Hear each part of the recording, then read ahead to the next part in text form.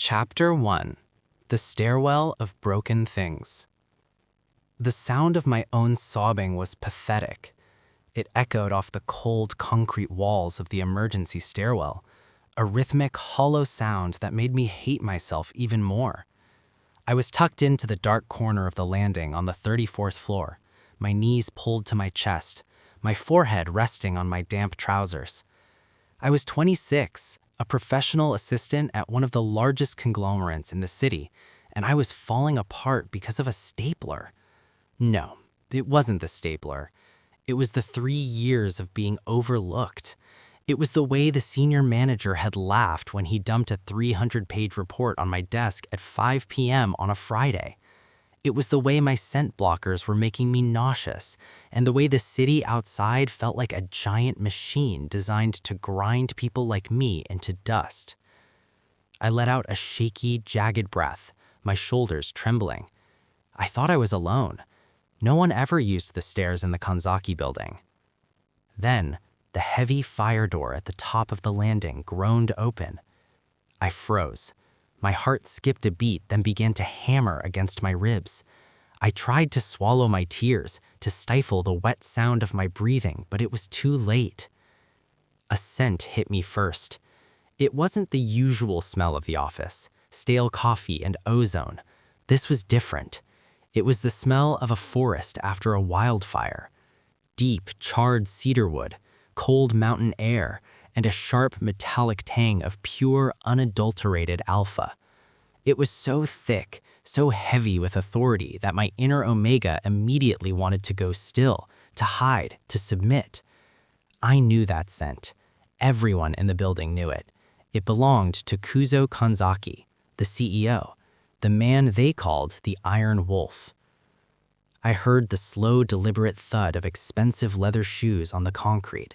Thud. Thud. Thud.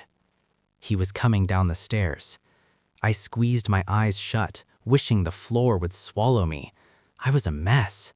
My eyes were puffy, my hair was disheveled, and I was emitting the sharp, bitter scent of distress that even the strongest blockers couldn't fully mask. The footsteps stopped right in front of me. I didn't look up. I couldn't. I just stared at his shoes, polished to a mirror shine, blacker than the shadows in the stairwell. Taco. His voice wasn't loud, but it had the weight of a physical blow. It was a low, resonant baritone that vibrated in the floorboards and settled deep in the pit of my stomach. He shouldn't even know my name. I was just one of a dozen assistants on the executive floor. "Look at me," he commanded. It wasn't a suggestion. My neck moved of its own accord, driven by the primal instinct to obey an alpha of his caliber. I raised my head, my vision blurred with fresh tears.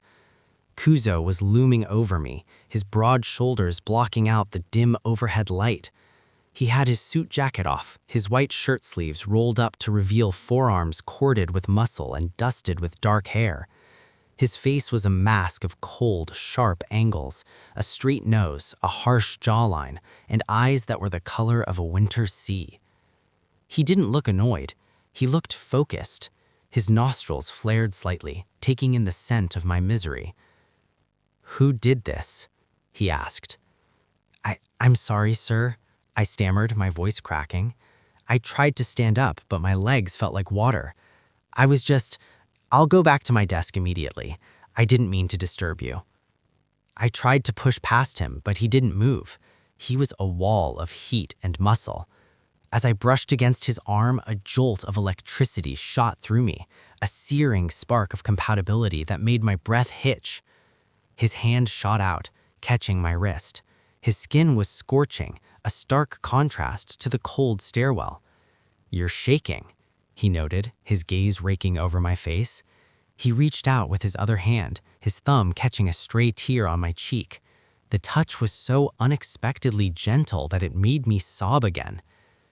"Tell me who made you cry, Taco. I won't ask a third time." "It doesn't matter," I whispered, looking down at his chest. I could hear his heart, a slow, powerful drumbeat. "I'm just tired. I'm not cut out for this." "You are exactly what I decided you are." Kuzo said, his voice dropping an octave, becoming a low growl that made my toes curl. And I decided you are mine to manage, which means no one else gets to break you. He let go of my wrist, but only to slide his hand behind my neck, his fingers tangling in the hair at my nape. He tilted my head back, forcing me to meet his intense, predatory stare. Go to my office, not the executive floor, my private suite on the top floor. Use the gold elevator. I'll be there in 10 minutes. But, sir, my work. Your work is me now, he interrupted, his eyes darkening. Go. I fled. I didn't look back, but as I rode the gold elevator up, the scent of cedar and smoke stayed with me, wrapped around my throat like a collar I didn't ask for, but couldn't bring myself to take off. Chapter 2. The Gilded Cage. The CEO's private suite was a sanctuary of gloss and dark leather. It smelled like him, clean, powerful, and intimidating. I sat on the edge of a vast velvet sofa, feeling like an intruder. The city was spread out below like a map of glowing circuits, but I couldn't look at it. I could only look at the door. When Kuzo entered, he didn't say a word. He walked to the bar, poured 2 fingers of amber liquid into a crystal glass, and handed it to me. Drink, he said. I took a sip. It burned all the way down, dulling the sharp edges of my anxiety. He sat in the armchair opposite me, his long legs crossed, watching me with an intensity that felt like a physical weight. From today, your desk is in this room, he stated. I nearly choked on the whiskey. In here, sir, I'm just a junior assistant. The protocols... I don't care about protocols. I care about my assets, he said, leaning forward. The movement brought his scent closer, filling my lungs. I saw the reports you've been doing for the senior staff. They've been putting their names on your work for 18 months. Did you think I wouldn't notice? I looked down at my glass. I had thought I was invisible. I thought that was just how it worked, I murmured. Not anymore, Kuzo said. He stood up and walked over to me. I expected him to pass by, but he stopped right in front of the sofa, his knees nearly touching mine. He reached down, taking the glass from my trembling fingers and setting it on the coffee table. Then he did something that made my heart stop. He sat down next to me. Not with a professional distance, but close, so close I could feel the heat radiating from his thigh. You're an Omega, Taco, he said softly. It wasn't an insult, it was a statement of fact that carried a strange, heavy reverence. A very rare, very pure one. You think you can hide that with blockers, but your spirit is leaking through. You're being picked on because you're soft in a place that values hardness, but I like soft things. He reached out, his hand hovering over my lap before he rested it on my knee. His palm was heavy, claiming me through the fabric of my trousers. I'm going to take care of you, he whispered, but in return, I want you right where I can see you, every hour of every day. Do you understand? You want to own me? I asked, my voice barely a breath. Kuzo leaned in, his lips inches from my ear. I could feel the vibration of his voice against my skin. Tell her you're not stressed anymore, he growled. Tell her you're being looked after. Chapter 3. The Scent of Possession. The tension between us was a living thing. It was a wire stretched to the breaking point, humming with the frequency of everything we weren't saying. I was becoming addicted to him. That was the terrifying truth. I hated the way he controlled me, but I craved the way he looked at me. No one had ever looked at me like I was the only thing in the world that mattered. To Kuzo, I wasn't an employee. I was a treasure he was hoarding. One evening, a storm rolled in. The sky turned a bruised purple, and the rain began to lash against the glass walls of the penthouse. "It's late, Taco. We should go," Kuzo said, standing up from his desk. He looked tired, the shadows under his eyes making him look even more dangerous. "I just need to finish this filing," I said, my fingers flying over the keyboard. I didn't want to go home. Home was a small, lonely apartment where his scent would eventually fade from my clothes. Kuzo walked over and clicked the monitor off. "Hey," I protested. He didn't answer with words. He reached down and scooped me up out of the chair as if I weighed nothing. I gasped, my arms instinctively flying around his neck to steady myself. He held me against his chest, his heart thudding against mine. "You push yourself too hard," he muttered, his voice thick with a dark, simmering emotion. He didn't put me down. He carried me to the executive elevator, his grip firm and possessive. When we reached the basement garage, his driver was waiting, but Kuzo waved him away. "I'll drive." The car was a silent, leather-scented cocoon. The rain blurred the world outside, leaving only the two of us in the amber glow of the dashboard. Kuzo drove with one hand, the other resting on the center console, his fingers drumming a restless beat. "Taco," he said, his voice cutting through the silence. "Yes? Why did you cry that day?" I looked out at the rain. "I told you I was tired." "Don't lie to me, not tonight." I bit my lip. I felt like I didn't belong anywhere, like I was just a ghost passing through people's lives. I wanted someone to stop me, to tell me to stay. Kuzo pulled the car over to the side of the road, the engine idling with a low growl. He turned to me, his eyes glowing in the dark. "You stopped me," he said, "and I'm telling you to stay, not just in the office, with me." He reached across the seat, his hand cupping the back of my head. He pulled me toward him, and for a second I thought he was going to kiss me. I wanted him to. I wanted to drown in the cedar and the smoke. But he didn't. He just pressed his forehead against mine, his breath warm on my lips. "You have no idea how much I want to ruin you, to mark you so deeply that you forget your own name. But I'm trying to be a man, not a beast. Help me, Taco. Tell me to stop." I couldn't. I reached out, my fingers trembling as I touched the pulse point in his neck. "Don't stop," I breathed. "Please, don't ever stop looking at me." Chapter 4. The Misunderstanding. Power is a fragile thing.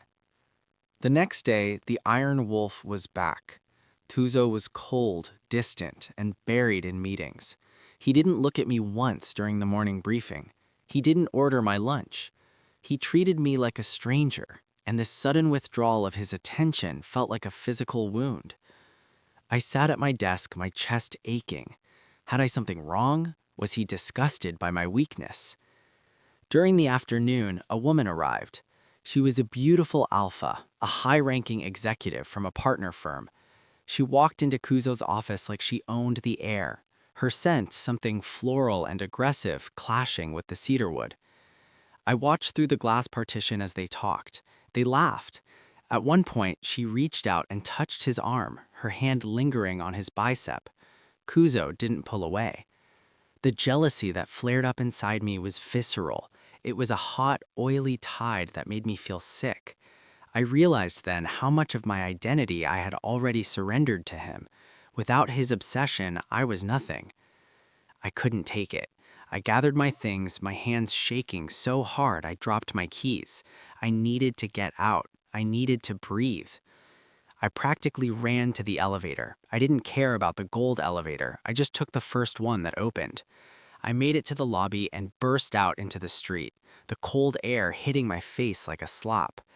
I walked for hours. I wandered through the neon-lit streets, the noise of the city a dull roar in my ears. I felt like that ghost again. When I finally returned to my apartment, I found the door unlocked. My heart leapt into my throat. I pushed the door open, expecting a burglar. Instead, I found Kuzo. He was sitting at my small kitchen table, his suit jacket discarded, his tie loosened. He looked feral. The room was thick with his scent, not the controlled cedarwood of the office, but something raw, dark, and demanding.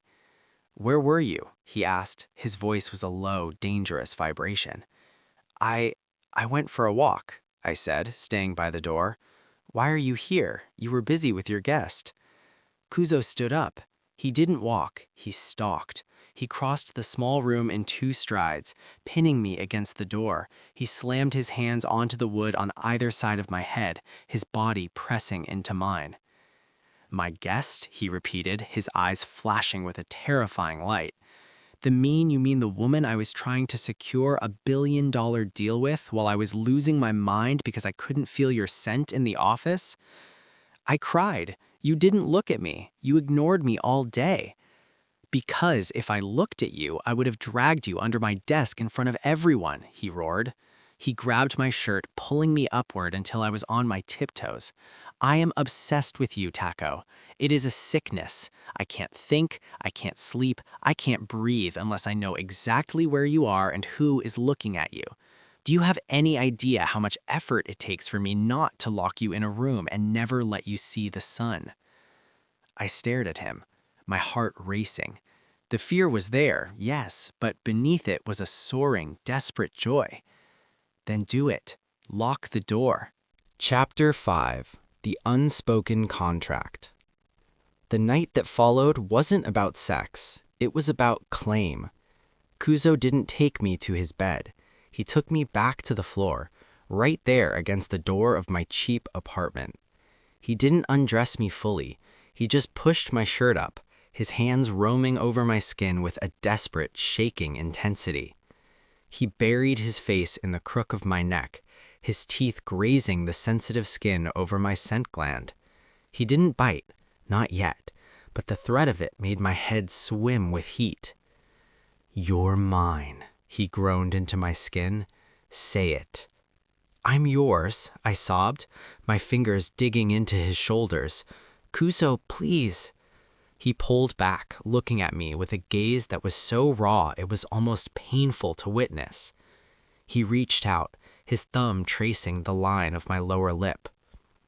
"I'm going to ruin your life, Taco," he said softly.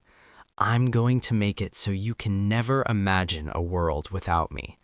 I'm going to be the air you breathe and the ground you walk on. Is that what you want?" "Yes," I whispered.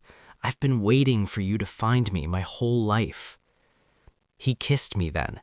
It wasn't the kiss of a CEO. It was the kiss of a man who had finally found the thing he was willing to burn the world for. It tasted of whiskey, salt, and forever. The next morning, I woke up in his arms, the sunlight filtering through the thin curtains of my bedroom. He was still asleep, his face relaxed and younger looking in the dawn light. He looked like a man who had finally found peace. But as I watched him, I knew that the iron wolf was only resting. The obsession wouldn't end. It would only grow. There would be more meetings, more beautiful alphas, more challenges to his control, and I would be there, in the center of the storm, the one thing he couldn't live without. I reached out, trailing a finger along the sharp line of his jaw. He stirred, his eyes snapping open. Within seconds, the focus was back, that intense, possessive heat returning to his gaze. "Good morning," he murmured, his voice a gravelly rumble. He pulled me closer, his arm like a bar of iron across my waist. "Don't ever run away again." "I won't," I promised.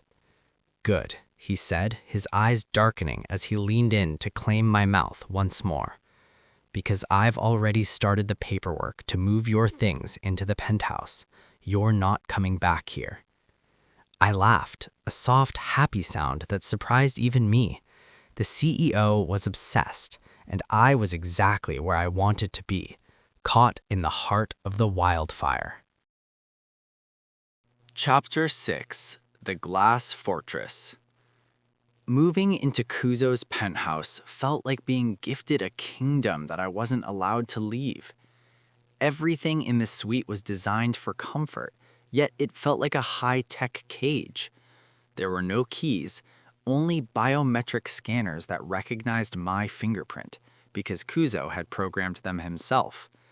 My clothes had been moved from my cramped apartment to a walk-in closet that was larger than my entire old kitchen. But the most overwhelming part wasn't the luxury, it was the scent. Kuzo's scent was everywhere. It was embedded in the silk sheets, the plush carpets, the very air.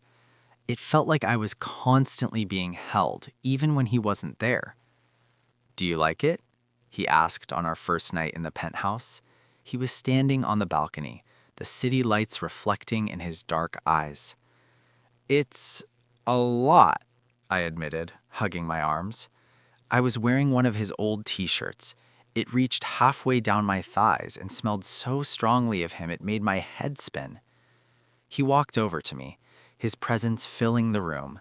He didn't touch me immediately, but I could feel the heat radiating from him.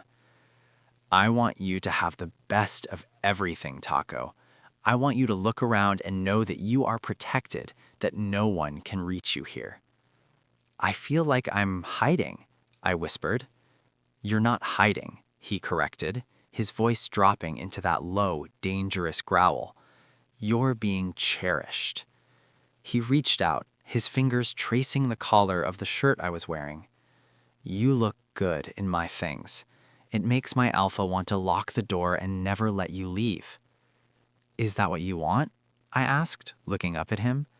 His eyes darkened, a predatory hunger flashing in their depths.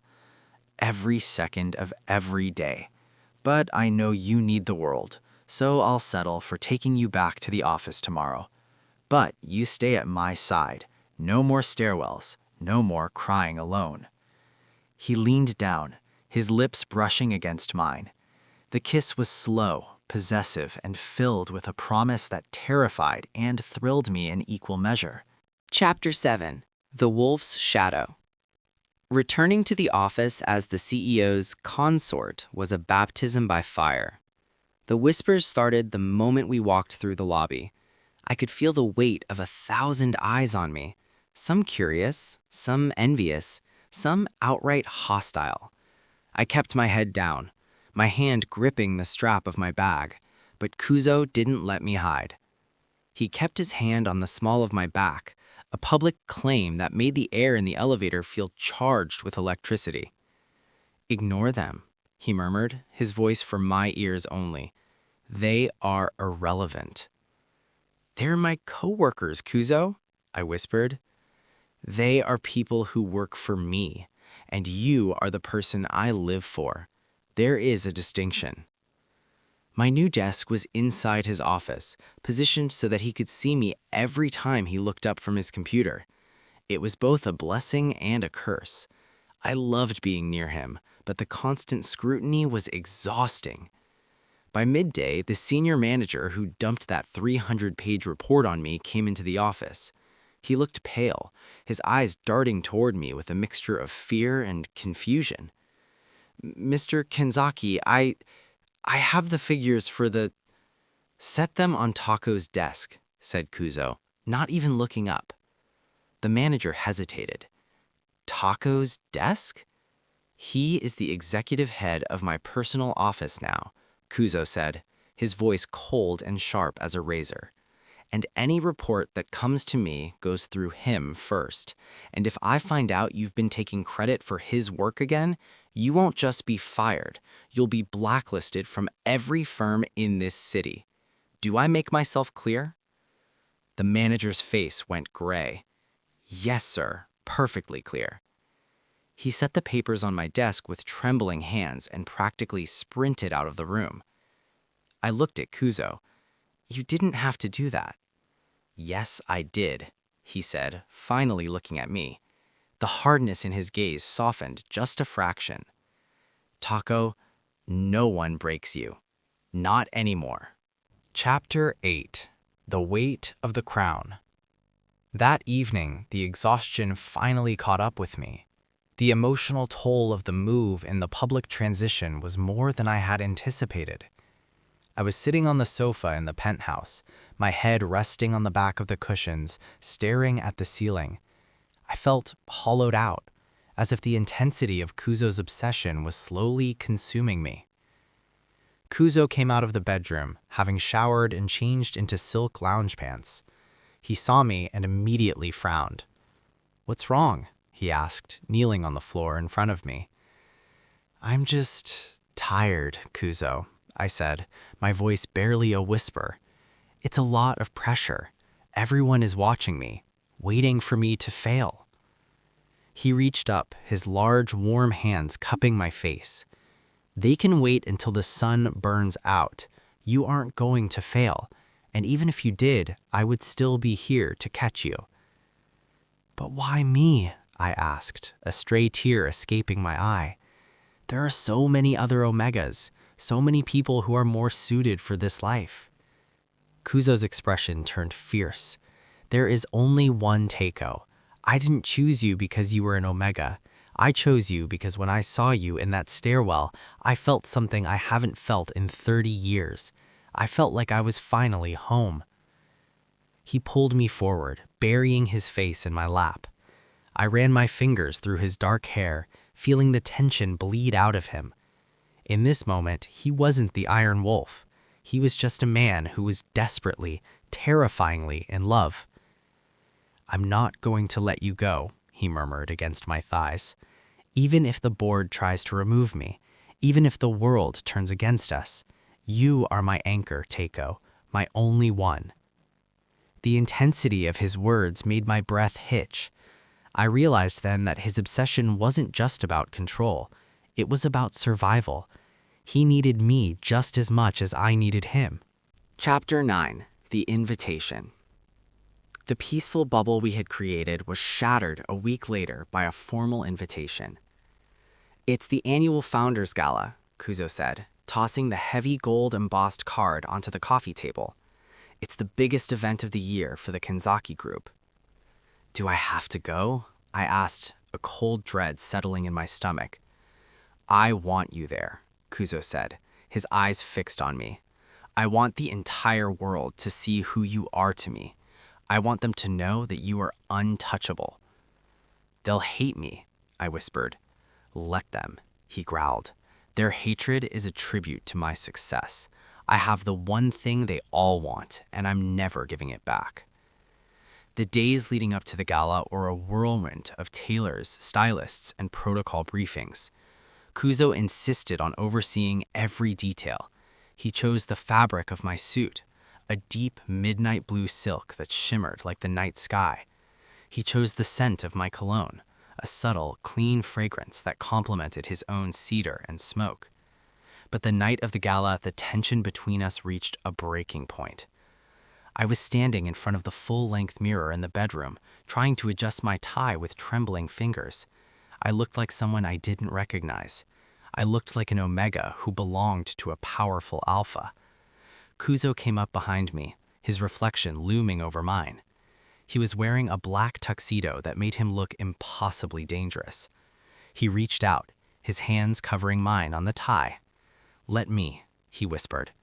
He finished the knot with practiced ease, his fingers grazing the skin of my throat. He didn't let go. He kept his hands on my shoulders, his gaze fixed on mine in the mirror. "You look beautiful, Takeo," he said, his voice thick with emotion. "Too beautiful. I almost want to stay here and keep you all to myself."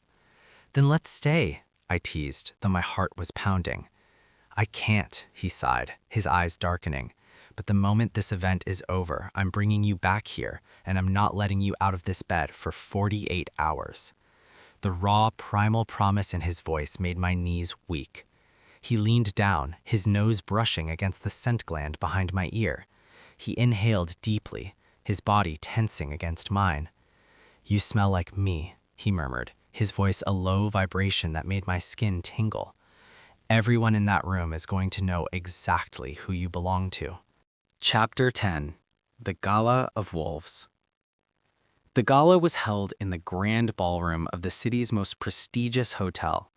It was a sea of black ties, silk gowns, and the heavy, cloying scent of high society alphas and omegas. As we entered, the room went silent. I felt like I was walking into a den of lions. I kept my hand on Kuzo's arm, my fingers digging into the fabric of his sleeve. He stood tall, his head held high, a look of cold, predatory arrogance on his face. "Stay close," he commanded under his breath. We were immediately swarmed. People I had only seen in business magazines were suddenly clamoring for Kuzo's attention, their eyes constantly flicking toward me with a mixture of curiosity and disdain. "Mr. Kanzaki, a pleasure," a tall, older alpha said, his eyes raking over me. "And who is this charming young man?" "This is Tako," Kuzo said, his voice ringing out with an unmistakable authority. "My personal assistant, and my partner." The word partner sent a shockwave through the room. It was a formal declaration, one that couldn't be ignored. The evening was a blur of polite smiles and veiled insults. I felt like a prize on display, a trophy that Kuzo was parading in front of his rivals. But every time I felt like I was going to snap, I felt the reassuring weight of his hand on my back, the steady rhythmic thrum of his scent keeping me grounded. Late in the evening, I found myself alone by the buffet table. Kuzo had been pulled away for a brief, urgent conversation with a board member. "So you're the one," a voice said. I turned to see a group of young Omegas, all dressed in expensive, flashy clothes. They were looking at me with a mixture of pity and spite. "You think you're special because he found you crying in a stairwell," one of them sneered. "Kuzo Kanzaki doesn't love, he possesses. He'll keep you for a few months and then he'll find a newer, shinier toy." "He's obsessed with you now," another added, her voice dripping with venom. "But obsession isn't love. It's a cage. Don't you feel it closing in?" I felt the sting of their words, a cold, sharp pain in my chest. Was it true? Was I just a temporary fixation for a man who didn't know how to share? "I think you should leave him alone," I said, my voice steadier than I felt. "Or what? You'll tell your alpha? You'll cry again?" Before I could respond, the air in the room suddenly turned cold. The familiar, overwhelming scent of cedar and smoke flooded the space. Kuzo was standing behind me. He didn't say a word, but the sheer force of his presence was enough to make the group of Omegas shrink back, their faces turning pale. He stepped forward, his arms sliding around my waist, pulling me firmly against his side. He looked at the group with a gaze that could have frozen fire. "Is there a problem?" he asked, his voice a low, lethal growl. "No, Mr. Kanzaki," the first one stammered. "We were just leaving."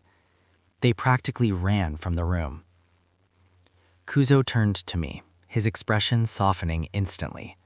"What did they say to you?" "It doesn't matter," I whispered, leaning into him. "It matters to me," he said, his eyes burning with a fierce protective light. "No one speaks to you that way, not as long as I'm alive." He leaned down and kissed me, right there in the middle of the ballroom, in front of the board, the rivals, and the gossips. It wasn't a polite kiss. It was a claim. It was a declaration of war on anyone who dared to touch what was his. Chapter 11. The Precipice. The drive home was silent, but the air in the car was thick with a new, even more intense tension. We reached the penthouse and the door had barely clicked shut before Kuzo had me pinned against the wall. He didn't wait. He didn't ask.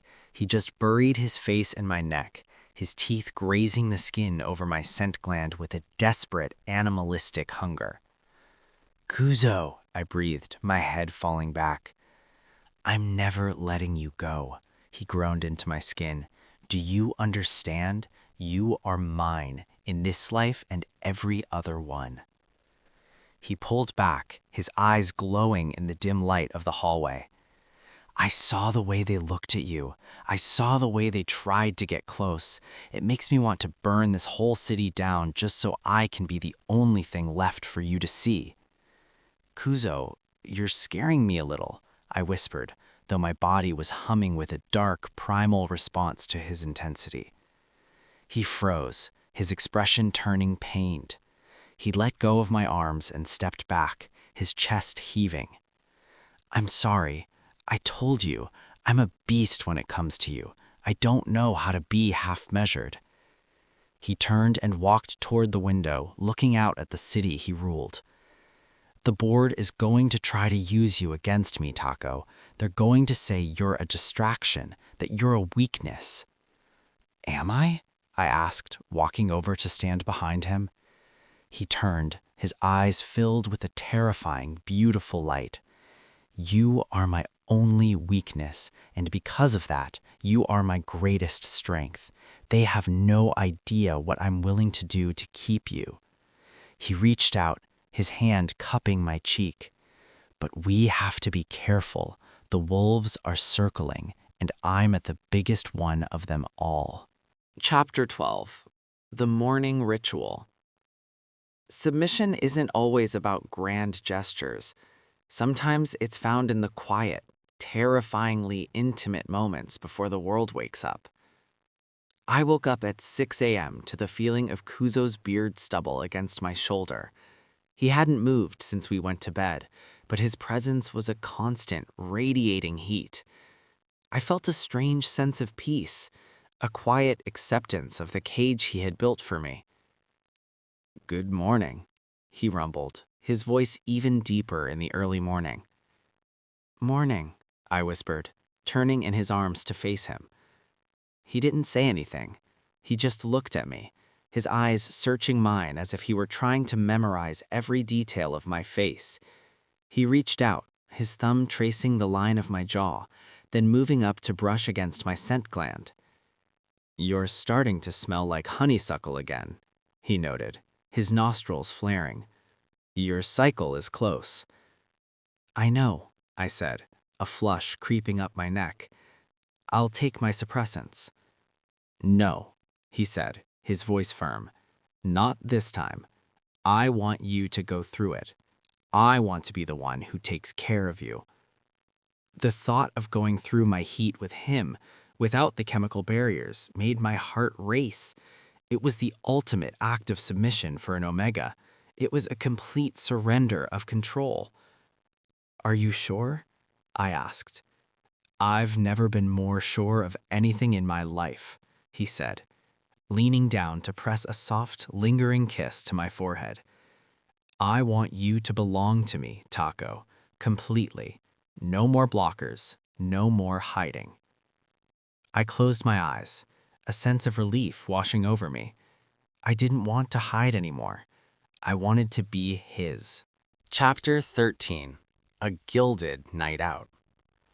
Kuzo didn't just want to own me in the shadows. He wanted to claim me in the light. A few days later, he told me to get dressed for dinner.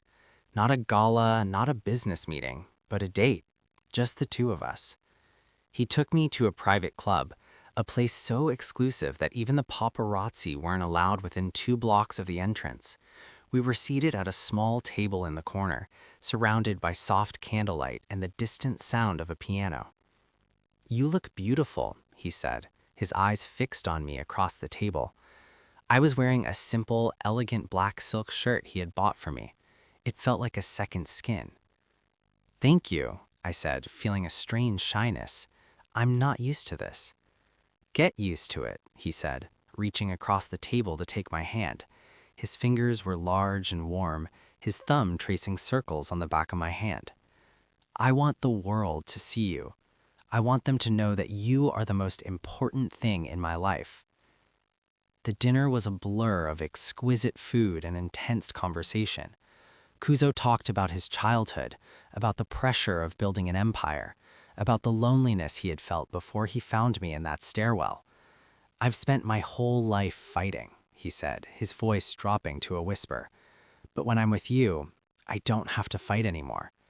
I just have to be. As we left the club, the cold night air hit my face. Kuzo pulled me close, his arm wrapping around my waist. I felt a surge of affection for him, a deep, primal connection that went beyond biology. Kuzo? I asked, looking up at him. Yes? I think I'm falling in love with you. He stopped walking, his eyes widening in the dark. For a second, I thought I had said the wrong thing. But then he pulled me into his arms, his mouth crushing mine in a kiss that was desperate, hungry, and filled with a terrifyingly deep love. You have no idea how long I've waited to hear you say that, he groaned into my hair. Chapter 14. The Sweet Poison. The preheat hit me like a physical blow 3 days later. I was at my desk in the office, trying to focus on a contract, when the first wave of heat washed over me. It was a dull, heavy ache in my lower belly, a sudden slickness between my thighs that made me gasp. The scent of honeysuckle exploded in the room, thick and cloying. Kuzo, who had been on a conference call, stopped mid-sentence. He looked at me, his eyes turning a dark, predatory gold. "Taco," he said, his voice a low growl. I think it's starting," I whispered, my fingers trembling on the keyboard. He hung up the phone without another word. He was around the desk in seconds, his hands catching me as I tried to stand. He pulled me against him, his nose burying in the crook of my neck, inhaling deeply. "God, you smell incredible," he groaned, like pure, sweet submission. "Kuzo, the office." "Forget the office," he said, scooping me up in his arms. "We're going home." The drive back to the penthouse was a blur of feverish touches and whispered promises. I was losing my mind, my body screaming for him to touch me, to mark me, to make the ache go away. When we reached the penthouse, he didn't even wait for the door to close. He had me pinned against the glass wall of the living room, the city lights a distant, shimmering backdrop to my surrender. "Say it," he commanded, his teeth grazing my scent gland. "Tell me you're mine." "I'm yours," I sobbed, my head falling back. "I'm yours, Kuzo. Please, just make it stop." He didn't make it stop. He made it better. Chapter 15. Marked by the Wolf. The next 48 hours were a fever dream of intimacy. Kuzo was everywhere. His hands, his mouth, his scent. He didn't just take me, he worshipped me. He treated my body like a holy relic, a treasure he had spent a lifetime searching for. Every time I felt like I was going to break, he was there to catch me. He whispered sweet, dark things into my ear, promises of protection, of devotion, of a future where I would never have to cry alone again. "You're my Omega," he murmured, his fingers tangling in my hair. "My only one. I'm going to mark you so deeply that everyone who looks at you will know who you belong to." In the middle of the second night, when the heat was at its peak, he finally did it. He leaned down, his teeth sinking into the sensitive skin of my scent gland. It wasn't a painful bite, but it was a deep, permanent claim. I cried out, a mixture of pain and pleasure that sent a jolt of electricity through my entire body. The bond snapped into place, a powerful, invisible cord that tied our souls together. I could feel his emotions, his fierce protectiveness, his overwhelming love, his dark, simmering obsession. "You're mine now," he whispered, his voice thick with a primal satisfaction. "Forever." "Forever," I echoed, falling into a deep, dreamless sleep in his arms. Chapter 16. The Board's Ultimatum. The peace didn't last. It never does in the world of the Iron Wolf. A week after my heat, the phone in the penthouse rang at 3 a.m. Kuzo answered it, his expression turning cold and sharp within seconds. "I see," he said, his voice a low, lethal vibration. "Tell them I'll be there at 9 a.m. He hung up and looked at me, his eyes filled with a dark, simmering anger. "The board?" I whispered, sitting up in bed. "They've called an emergency meeting," Kuzo said, his fingers tightening on the phone. "They're going to try to remove me. They're using our relationship as proof that I'm no longer fit to lead." "What are we going to do?" I asked, a cold dread settling in my stomach. Kuzo walked over to the window, looking out at the city he had built. He stood tall, his broad shoulders silhouetted against the dawn light. He looked like a king preparing for war. "We're going to fight," he said, turning to look at me. His eyes were glowing, the alpha within him fully awake and ready for blood. "They think you're my weakness, Taco. They have no idea that you are the reason I'm going to destroy them." He walked over to the bed and pulled me into his arms, his grip possessive and absolute. "Stay close to me today," he commanded. "No matter what happens in that room, don't let go of my hand. We're going to show them exactly what happens when you try to take something from a wolf." As we walked into the boardroom at 9 a.m., the silence was deafening. Every eye in the room was on us, the Iron Wolf and his marked Omega. I felt the weight of their judgment, the sharp, cold edge of their disdain. But then I felt the reassuring pressure of Kuzo's hand on mine, his scent acting as a protective cloak around me. "Shall we begin?" Kuzo asked, his voice ringing out with an unmistakable, terrifying authority. The battle for our future was just beginning. Chapter 17. The Boardroom Battle. The boardroom was a tomb of polished mahogany and stale air. 11 alphas sat around the table, their expressions carved from ice. They didn't look at me, they looked through me, as if I were a piece of furniture that had been moved into the wrong room. I felt the mark on my neck burning. It was a constant, pulsing reminder that I wasn't just an assistant anymore. I was his. "Kuzo," the oldest alpha, Chairman Sato, began. His voice was like grinding gravel. "Your performance as CEO has been exemplary until recently.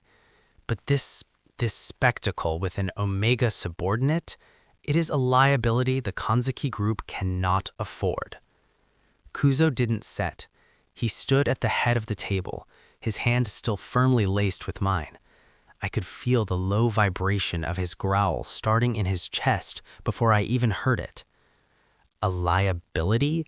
Kuzo's voice was dangerously quiet. "I have increased our market share by 12% in the last quarter. I have secured the merger with Kaneshiro, and I did it while ensuring the safety of my mate." The word mate made several members flinch. "He is an employee, Kuzo," Sato barked, slamming a hand on the table. "The optics are disastrous. The scandals." "There is no scandal," Kuzo interrupted, his alpha aura suddenly expanding, flooding the room until the air felt heavy, hard to breathe. I felt my knees tremble, but not from fear, from the sheer, overwhelming power of the man holding me. "There is only a claim. If any of you find my personal life a distraction, you are free to sell your shares and leave. But you will not speak of Taco as if he is a problem to be solved."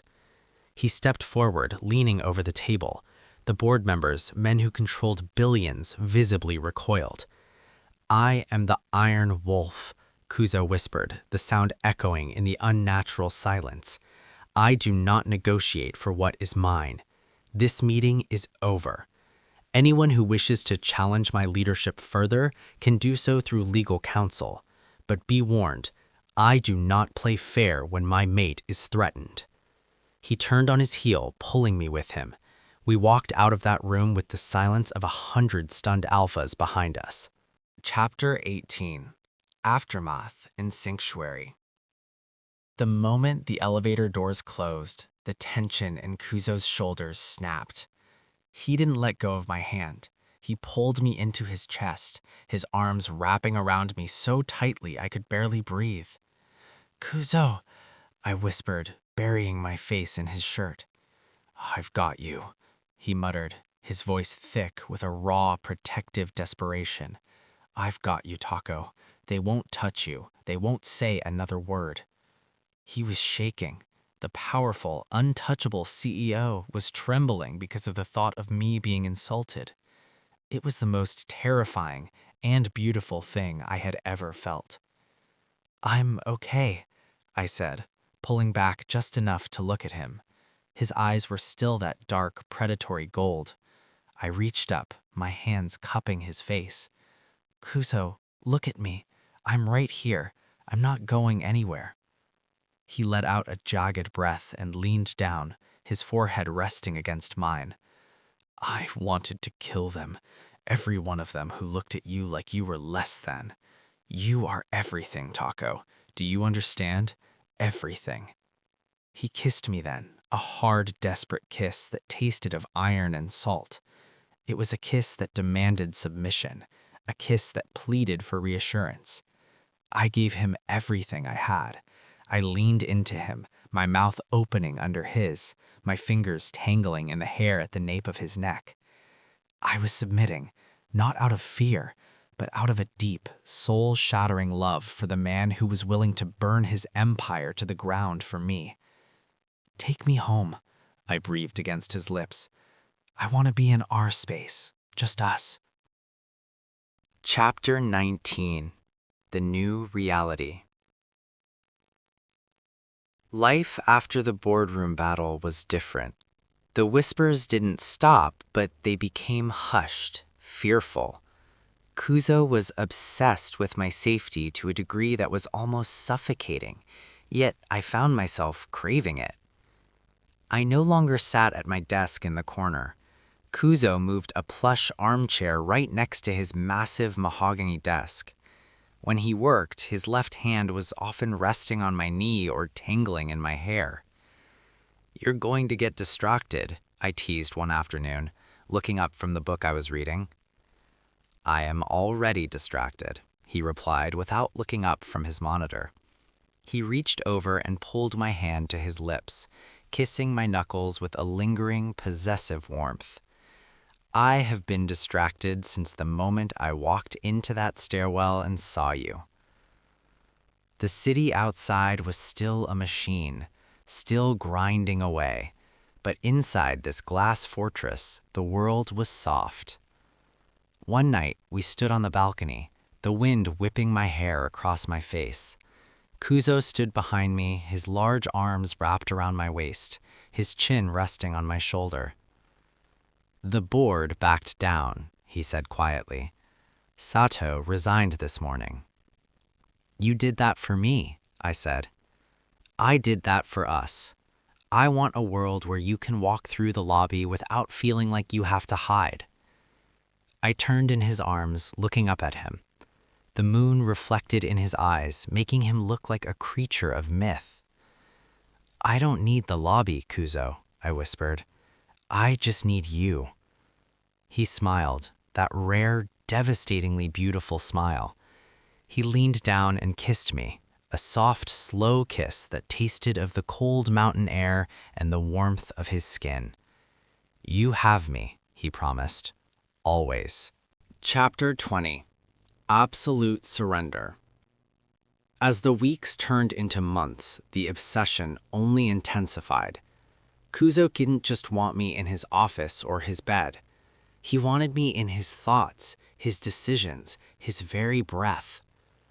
I found myself submitting to him more and more, not because I had to, but because the feeling of being completely possessed by someone like Kuzo was intoxicating. I loved the way he chose my clothes, the way he scented my skin every morning before we left the penthouse, the way he looked at me across a crowded room as if I were the only person alive. One night, the rain was back, topping a rhythmic chord against the gloss. We were in front of the fireplace, the amber light dancing across the walls. Kuzo was sitting on the rug, and I was between his legs, my back against his chest. He was tracing the mark on my neck with a gentle, reverent touch. "Does it still ache?" he asked. "Sometimes," I admitted, "when you're angry, or when you're thinking about how much you want me." He chuckled, a low, dark sound. He leaned forward, his lips pressing against the mark. I am always thinking about how much I want you, Taco. It is a hunger that never ends. He turned me around so I was facing him. He looked at me with an intensity that made my heart stutter. I want to do it again, he whispered. I want to mark you again, deeply, so the whole world knows. Not just as my mate, but as my everything. I didn't hesitate. I tilted my head back, exposing the pale line of my throat to him. I was his, every part of me. Do it, I breathed. He didn't wait. He surged forward, his mouth finding mine in a kiss that was all fire and shadow. It was a kiss of absolute surrender, a kiss that sealed our fate. As he pulled back to look into my eyes, I saw the Iron Wolf, but I also saw the man who had found me crying and decided to never let me cry again. I love you, Taco, he said, his voice a broken whisper. I love you, Kuzo, I replied. And as the fire died down to embers, I knew that our story was just beginning. The obsession was our anchor, and as long as we had each other, the machine of the world could never touch us again.